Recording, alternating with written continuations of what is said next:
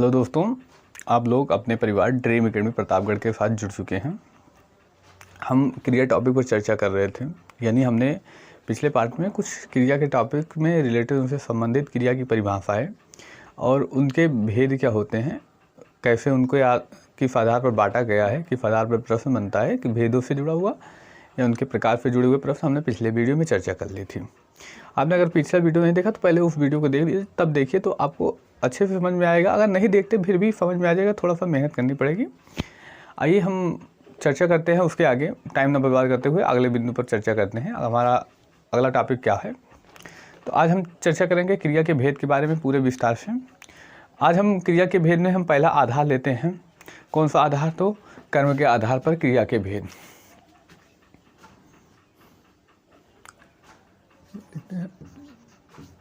कर्म के आधार पर क्रिया के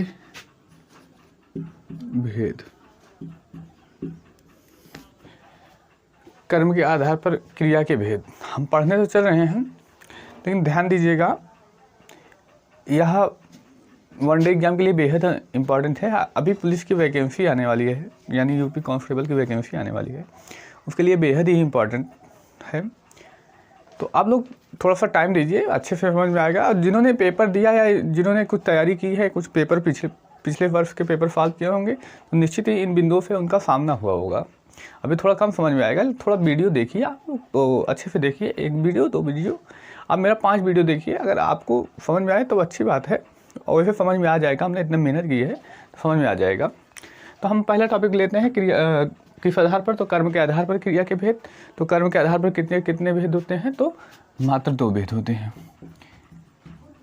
कितने भेद होंगे? तो 2 भेद होते हैं। पहला कौन सा?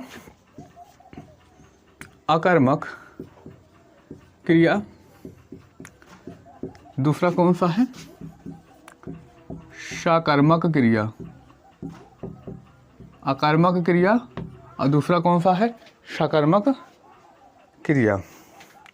हमने चर्चा की कर्म के आधार पर क्रिया कितने प्रकार के होते हैं? 2 प्रकार के। कौन कौन से?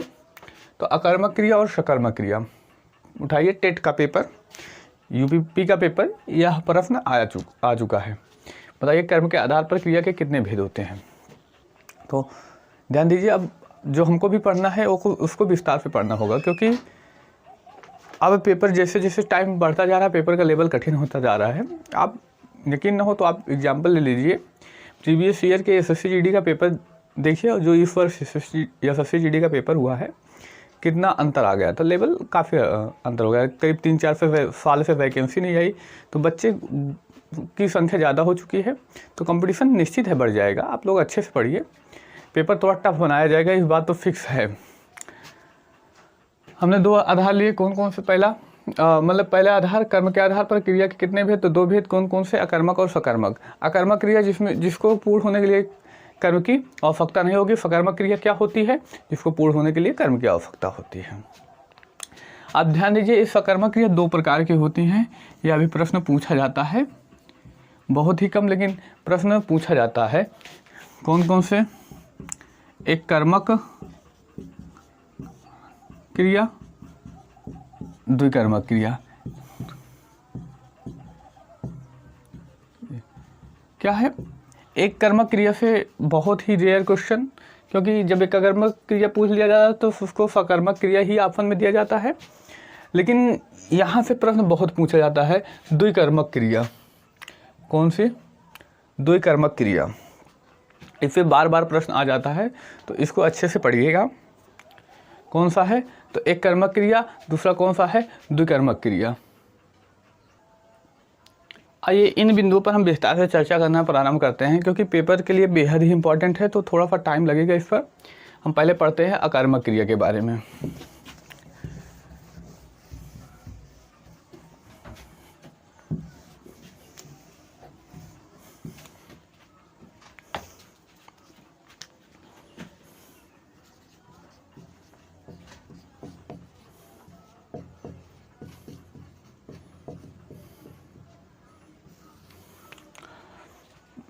कौन सा पहला आधार हमने लिया? तो अकर्मक क्रिया। अकर्मक क्रिया क्या होती है, तो इसकी परिभाषा की चर्चा कर लें। परिभाषा क्या होती है, तो ध्यान दीजिएगा, जिस क्रिया को पूर्ण होने के लिए कर्म की आवश्यकता नहीं होती, यानी जो भी क्रिया होगी उसमें कर्म की आवश्यकता नहीं होगी, तो वहाँ पर क्या होगा, अकर्मक क्रिया होगी। हम इसकी परिभाषा नोट कर लें, फिर उसके आगे चर्चा करते हैं। क्या होगा, जिस क्रिया को पूर्ण होने के लिए कर्म की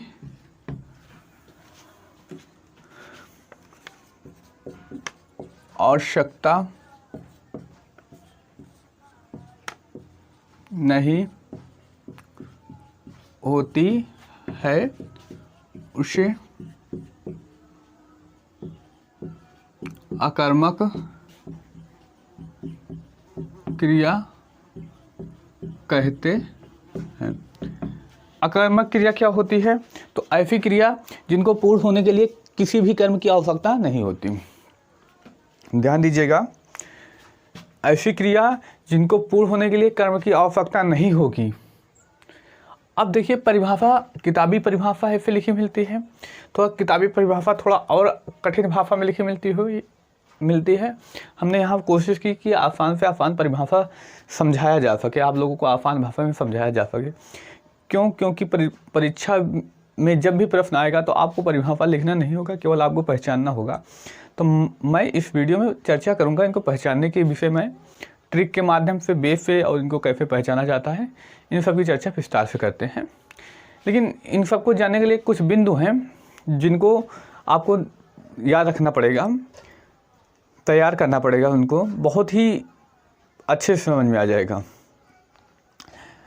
आइए उन बिंदुओं की चर्चा करें। तो पहला बिंदु यही परिभाषा से, परिभाषा क्या कह रही है, जिस क्रिया को पूर्ण होने के लिए कर्म की आवश्यकता नहीं होती।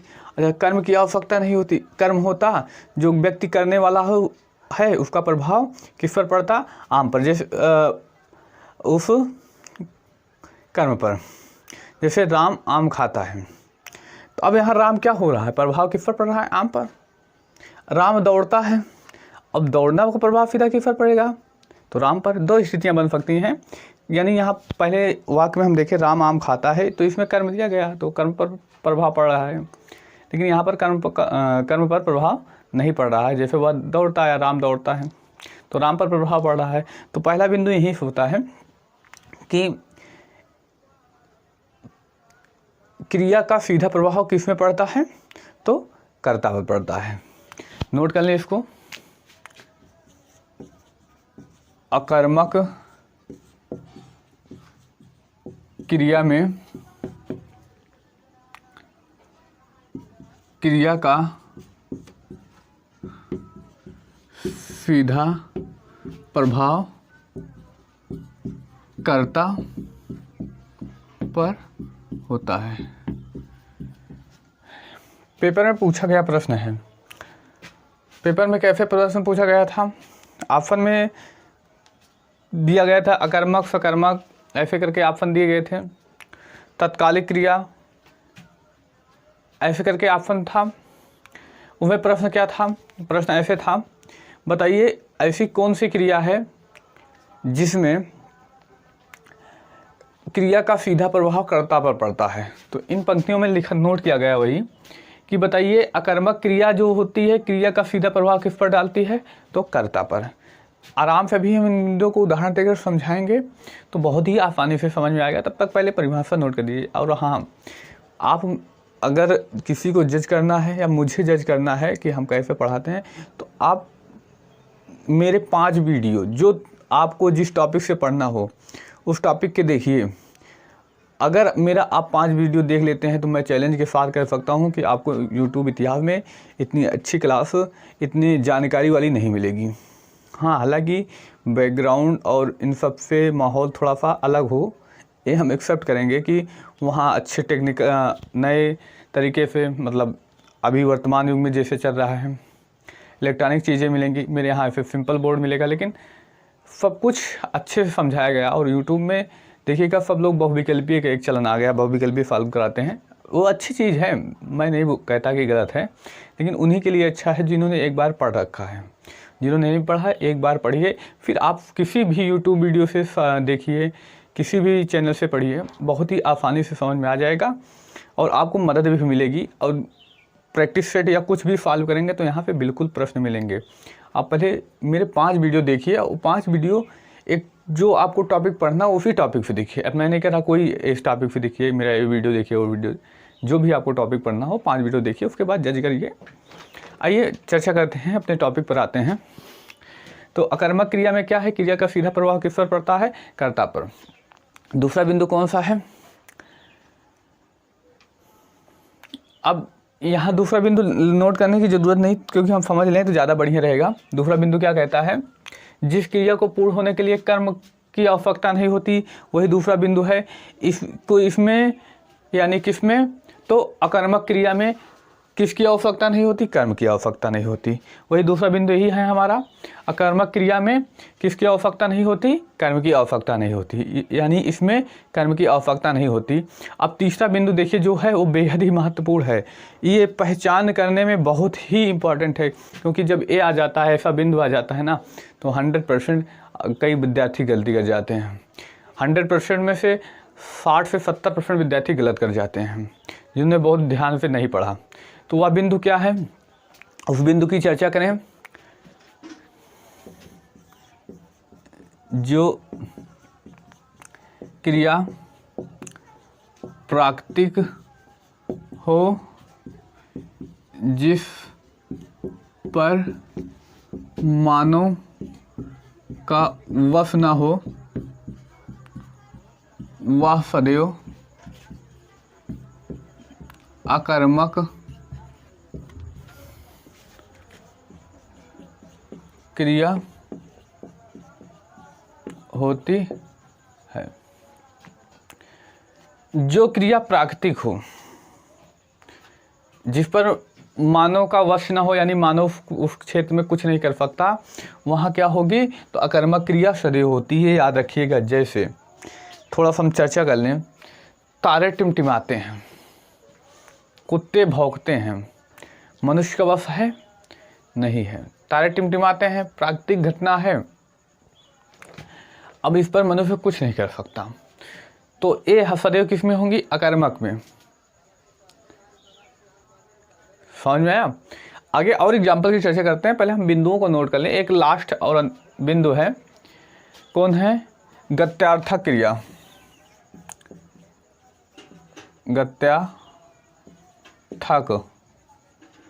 गत्यार्थक क्रिया।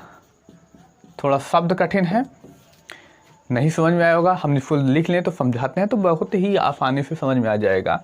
गत्यार्थक क्रिया सदैव अकर्मक होती है। अकर्मक होती है। गत्यार्थक क्रिया किसे कहते हैं? तो गत्यार्थक क्रिया वे क्रियाएं हैं जिनमें गति पर हो, जिनमें गति हो। गत्यार्थक यानी जिनमें गति हो। जैसे हम बात करें चलना, दौड़ना, गिरना, घूमना, इत्यादि ऐसे जो होंगी वो सारी क्या होंगी? तो गत्यार्थक क्रियाएं होंगी, यानी जिनमें गति हो। और जिनमें गति होगी, जितनी भी गत्यार्थक क्रियाएं होंगी वो सदैव किस में होंगी? तो अकर्मक में होंगी। अब यही इतने बिंदु अगर आपको याद हैं तो मैं चैलेंज के साथ कहता हूं आप कभी गलती नहीं करेंगे। मैं 100% चैलेंज के साथ कह रहा हूं, अगर इतना याद कर लेते हैं तो आप कभी गलती नहीं करने वाले। लेकिन उसके लिए थोड़ा सा आपको टाइम देना पड़ेगा। आइए इसके एग्जाम्पल की चर्चा करें तो बहुत ही आसानी से समझ में आ जाएगा। जैसे सीमा तेज दौड़ती है। यहाँ पर देखिए क्या है? तेज कर्म नहीं है, याद रखिएगा। तेज क्या है? विशेषण है। कौन सा, तो क्रिया की विशेषता बता रहा है तो क्रिया विशेषण होगा, परंतु विशेषण हम यह इसके बाद पढ़ेंगे, यानी क्रिया समाप्त करने के बाद क्रिया विशेषण की चर्चा करेंगे, तो वहाँ बिल्कुल समझ में आ जाएगा। दौड़ती है यानी दौड़ने का सीधा प्रभाव किस पर पड़ा, तो सीमा पर पड़ा। तो एक कौन सी क्रिया होगी, अकर्मक क्रिया। यहाँ पर वही लिखा गया, कर्म की आवश्यकता नहीं होती, इसमें देखिए कर्म नहीं है, फिर अकर्मक क्रिया कहते हैं। इस बिंदु पे देखेंगे सीधा प्रभाव किस पर पड़ता है, कर्ता पर। यहाँ कोई प्राकृतिक घटना नहीं है तो दूसरे बिंदु से नहीं जुड़ा हुआ, लेकिन तीसरे बिंदु देखिए गत्यार्थक क्रिया, यानी गत्यार्थक क्रिया क्या होती है, जिसमें गति हो, दौड़ना है, दौड़ना क्या है, दौड़ती है यानी उसमें गति हो रही है, गति हो रही है तो कौन सी क्रिया होगी, तो अकर्मक क्रिया। और एग्जाम्पल की बात करें, चिड़िया आकाश में उड़ती हैं। देखिए यहाँ पर क्या है, चिड़िया आकाश में उड़ती हैं।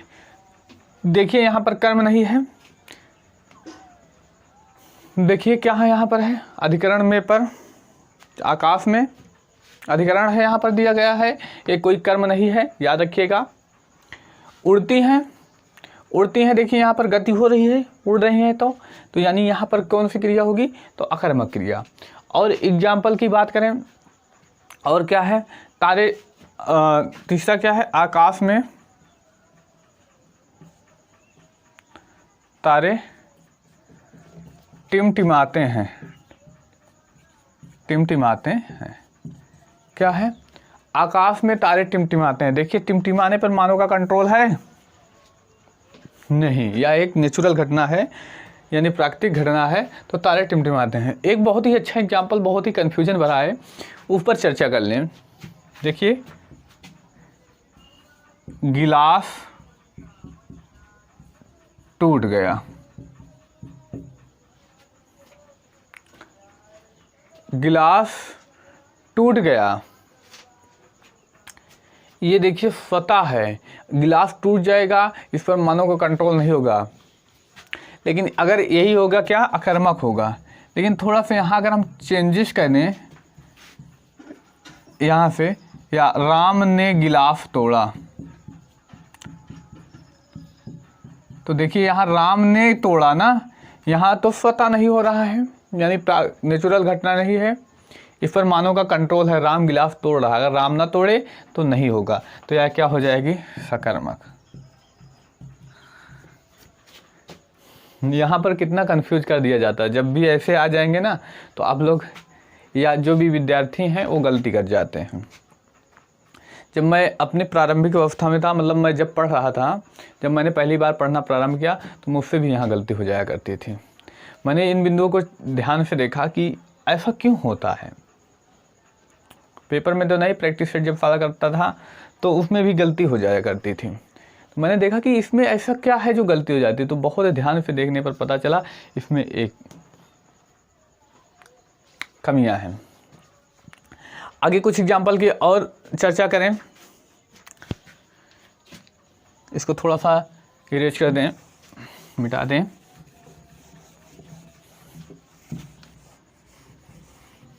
इसे थोड़ा मिटा देते हैं, इनकी ज़रूरत पड़ेगी तो इनको भी रहने दें। जैसे और उसका सिर खुजलाता है। देखिए यहाँ पर प्राकृतिक घटना है, उसका सिर खुजलाता है, ये मानव के कंट्रोल में। जैसे अभी मैं कह दूं आप लोगों का सर खुजलाता है, तो आपके बस में है? अगर खुजली हो रही है तुम लोगों में, तो क्या तुम लोगों के बस में है कि मैं इसको कंट्रोल कर लूं? सोचिएगा इन बिंदु को। अगर तुम्हारे बस में नहीं है तो यह कौन सी क्रिया होगी, तो अकर्मक। अगर तुम्हारे बस में है कि मैं कंट्रोल कर लूं, मेरे सर में खुजली हो रही है, तो क्या है, सकर्मक क्रिया। तो मुझे पता है चल गया होगा, या आप लोगों को भी पता चल गया होगा कि यहाँ पर कौन सी क्रिया होगी, तो यहाँ पर अकर्मक क्रिया होगी। क्योंकि हम अगर मेरा सर में खुजली हो रही है तो हम उसको नहीं कर सकते। ऐसे अगर होता तो यहाँ पर देखिए एक कौन सी क्रिया होगी, तो अकर्मक। लेकिन यही थोड़ा सा अगर चेंजेस कर दिया जाए, राम अपना सर खुजलाता है, सिर खुजलाता है। तब देखिए राम के बस में है, राम खुजला रहा है ना। तो राम खुजला रहा है तो इसमें क्या हो जाएगा, सकर्मक क्रिया।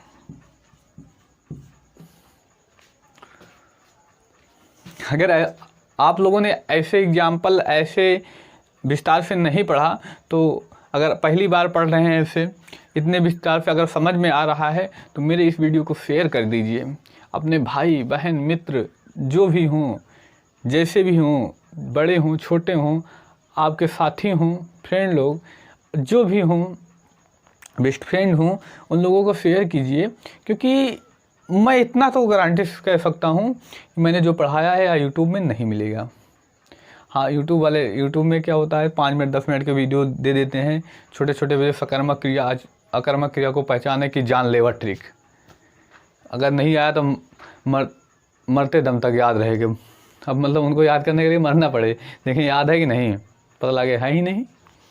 तो मैं नहीं कहता कि ट्रिक बहुत, लेकिन हाँ जितना भी है बहुत अच्छे से समझा रहा हूँ। अगर आप लोगों को समझ में आ रहा है तो निश्चित ही वीडियो को शेयर कर दीजिए। और देखते हैं बड़ी बड़ी कोचिंगों वाले क्या करते हैं कि वो बहुविकल्पीय क्वेश्चन, ऑप्शनल टाइप में क्वेश्चन, वो बहुत अच्छी चीज़ है, वो विस्तार से नहीं बताते।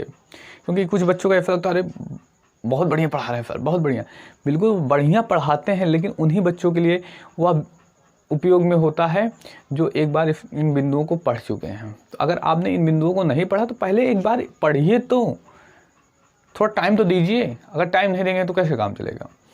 आइए चर्चा करें आगे इसके। अगर उम्मीद करते हैं सबको समझ में आ गया होगा। अगर सबको समझ में आ गया है तो कमेंट करके बता दीजिएगा हाँ हमें समझ में आ रहा है। अगर आप लोगों को समझ में आ गया होगा, हम भी तो कमेंट पढ़ते हैं, हम सारे कमेंट का जवाब देंगे। और अगर मुझे पता चलेगा कि आप लोगों को समझ में आ गया तो मैं और अच्छी कोशिश करूँगा कि भाई समझ में आ रहा है और मेहनत करनी चाहिए। नहीं तो अगर नहीं करेंगे तो फिर वही होता है कि आओ पढ़ा दो अपना क्या। आगे इसके चर्चा करें और कुछ निश्चित चर्चा कर लेते हैं कुछ एग्जाम्पल से। जैसे बूंद बूंद घड़ा भरता है, बूंद बूंद घड़ा भरता है, बूंद बूंद घड़ा भरता है यानी देखिए बूंद बूंद घड़ा भरता है यानी इसमें देखिए बूंद बूंद में गति हो रही है, भर रहा है धीरे थोड़ा थोड़ा। या इसमें कहते हैं तुम्हारा जी ललचाता है, तुम्हारा जी ललचाता है। देखिए आप लोगों के कंट्रोल में नहीं है, एक नेचुरल है, प्राकृतिक है, इसमें मानव का कंट्रोल नहीं है। अगर आपको लालच लगती है तो इसमें मानव का कंट्रोल नहीं है। अब ये मत करिए कि घर वाले अगर जब बचपने से सिखा दें तो नहीं, ऐसा नहीं है, वो प्राकृतिक घटना है। अब उनको ज़बरदस्ती ढुसेड़ देंगे तो ऐसा तो हो ही जाएगा, फिर वो वाक्य गलत होगा। जैसे आगे बात करते हैं, आप समझ में आ गया होगा। आगे हम अगले प्रकार की चर्चा करते हैं कौन सी क्रिया के बारे में, तो सकर्मक क्रिया के बारे में। ठीक है, ऐसे ही होती है। तब तक आप लोग बताइए कमेंट करके किन किन लोगों को समझ में आया है।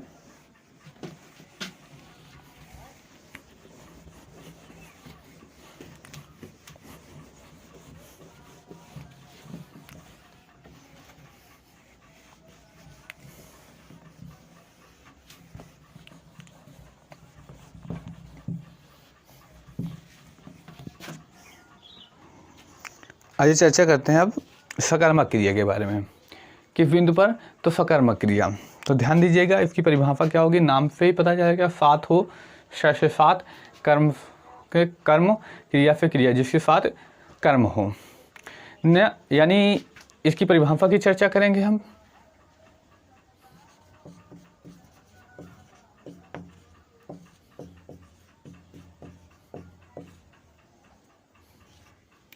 सकर्मक क्रिया, सकर्मक क्रिया क्या होती है, थोड़ा सा इनकी चर्चा करें। साथ यानी साथ, कर्म मतलब कर्म, क्रिया यानी साथ हो जिस क्रिया के, साथ क्या तो कर्म, यानी यहीं से इसकी परिभाषा लें तो ऐसी क्रिया जिसको पूर्ण होने के लिए कर्म की आवश्यकता होती है। ऐसी क्रिया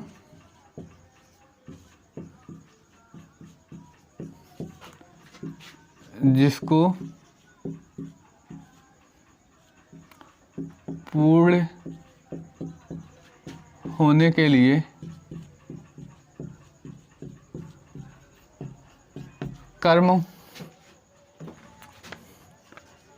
की आवश्यकता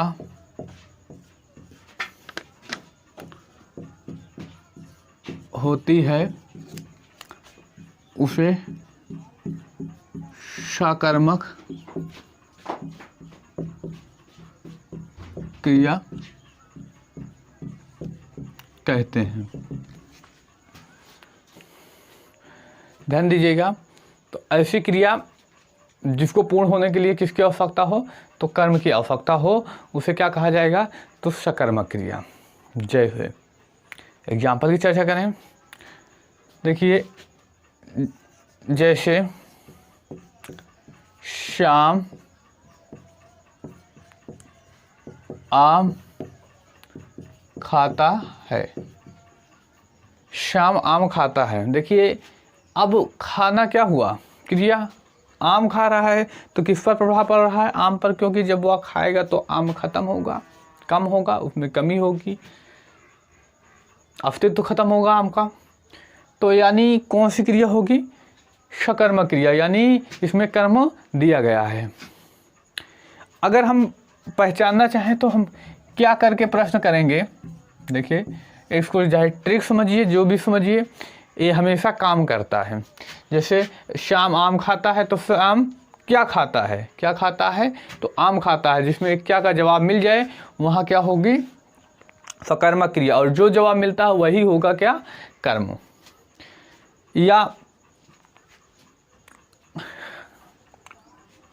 या अगले एग्जाम्पल की चर्चा करें। सरिता नाटक देखती है। क्या देखती है, तो नाटक, क्या का जवाब मिल गया, तो यानी यही क्या हो जाएगा, कर्म। यानी कर्म यहाँ पर नाटक दिया गया, कर्म क्या दिया गया है, तो नाटक के रूप में। या ऐसे कह सकते, कुत्ता हड्डी चबाता है। हड्डी चबाना, क्या चबाता है, तो हड्डी। इतने में तो कोई और होता तो हड्डी चबाता, कैसे एग्जाम्पल दिए। तो कुत्ता क्या है, हड्डी चबाता है। हे यूपी बोर्ड वाले हैं, इन सबसे पाला पड़ता रहता है, इससे कोई दिक्कत नहीं है। जो है ग्रामीण क्षेत्रों के इनको तो देखते रहते, कहते तो हमारे नॉर्मल बातें हैं आते जाते। लेकिन सीबीएसई वाला होता तो क्या कहता, मतलब यहाँ हम लिख रहे हैं, पलटी वहाँ उनको होगी। तो यानी कुत्ता हड्डी चबाता है। समझ में आ गया। थोड़ा सा हम और विस्तार से चर्चा करते हैं। तो पहले हम इनके प्रकार की चर्चा कर लें, जब वहाँ एग्जाम्पल दे देंगे तो बहुत अच्छे से समझ में आ जाएगा। तुलना करके बताएंगे तो बहुत अच्छे से समझ में आ जाएगा। इसको हम थोड़ा मिटा दें ताकि आसानी से एक बार में नोट किया जा सके।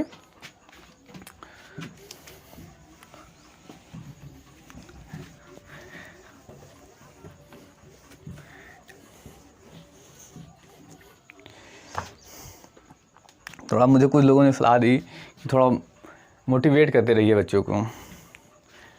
तो मैं बता दूं कि अगर जो बच्चा खुद से मोटिवेट नहीं होता, वह बहुत ही रेयर बच्चा होगा जो सिलेक्शन पाता होगा।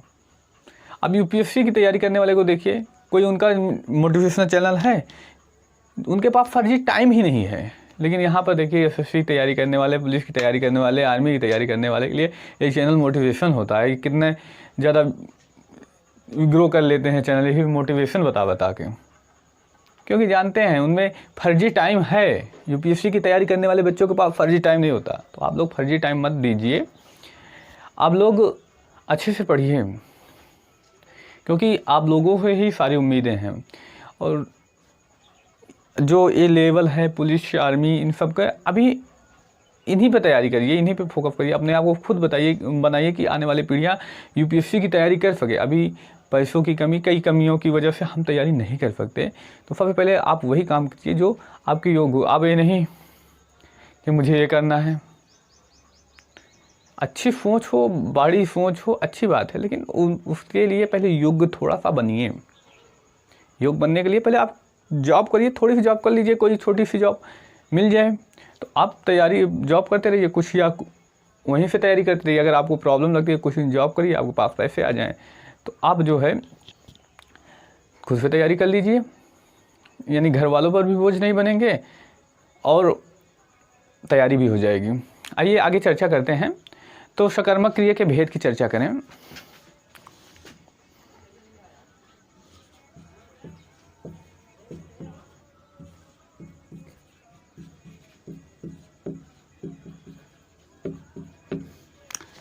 किसकी चर्चा? तो सकर्मक क्रिया के भेद की चर्चा करते हैं। तो सकर्मक क्रिया के कितने भेद होते हैं हमने चर्चा ही कर ली वीडियो की स्टार्टिंग में ही। कौन कौन से? एक कर्मक और द्विकर्मक। एक कर्मक,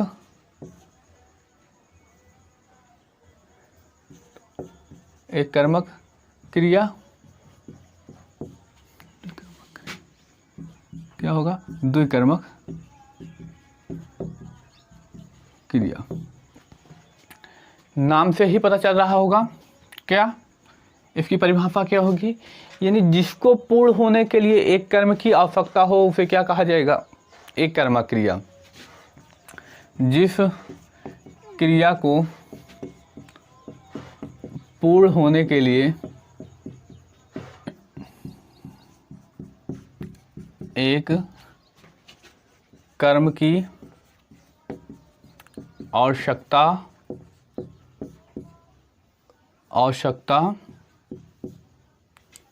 हो उसे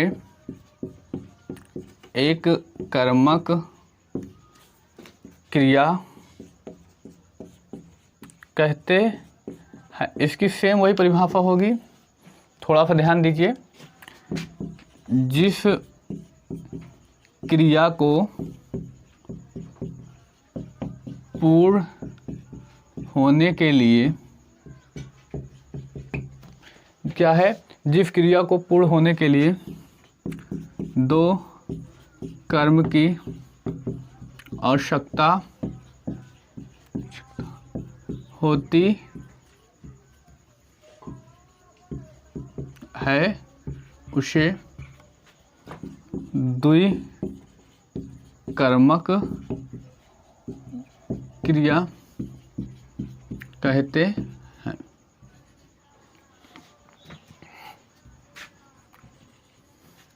उसे क्या कहा जाता है? तो द्विकर्मक क्रिया। अगर हम इसको एग्जाम्पल से चर्चा कर लें तो यह बेहद ही आसानी से समझ में आ जाएगी। एग्जाम्पल क्या कहता है? पहले एग्जाम्पल की चर्चा करें।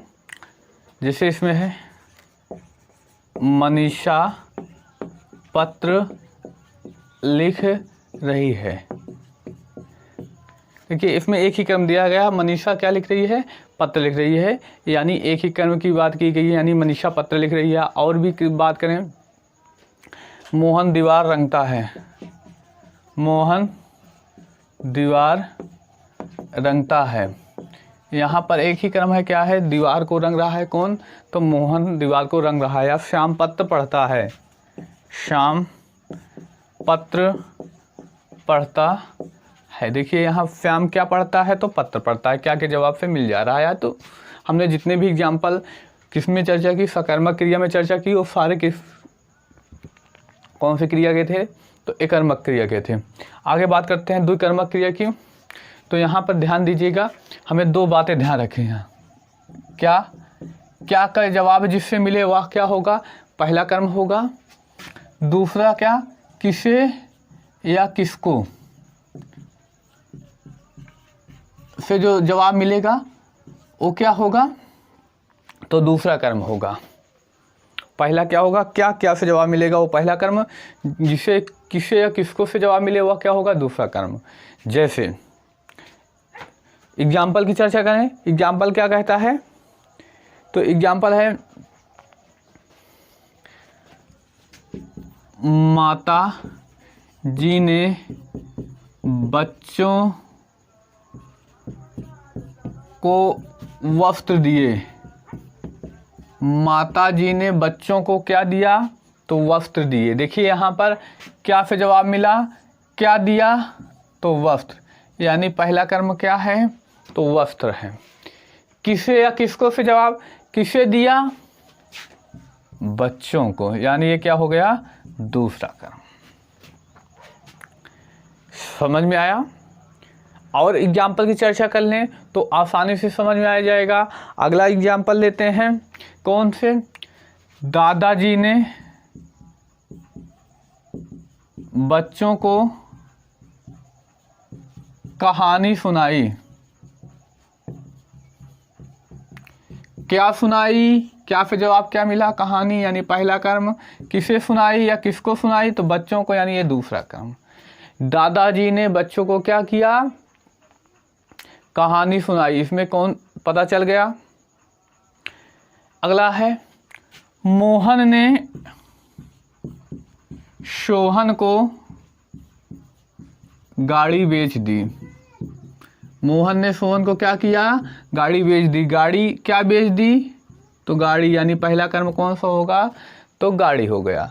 और दूसरा कर्म क्या होगा, किसे या किसको बेच दी, तो सोहन को, यानी ये दूसरा कर्म होगा। इसके और एग्जाम्पल की चर्चा कर लेते हैं।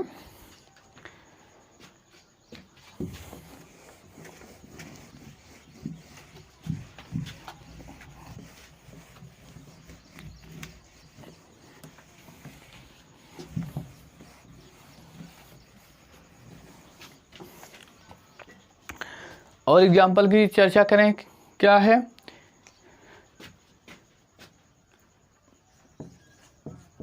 पिताजी बच्चों को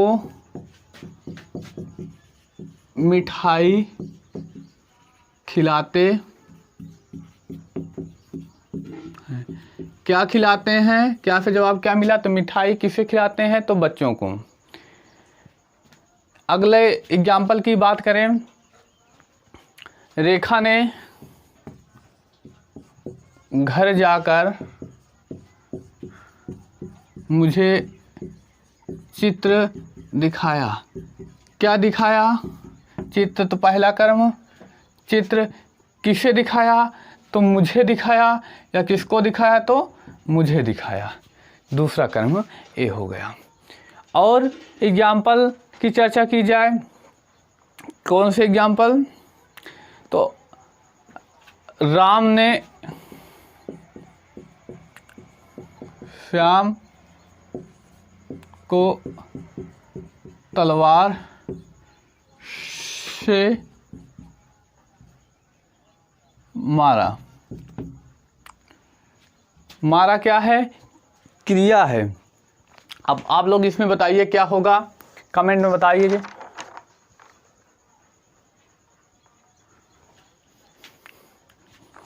कह रहा है राम ने श्याम को तलवार से मारा।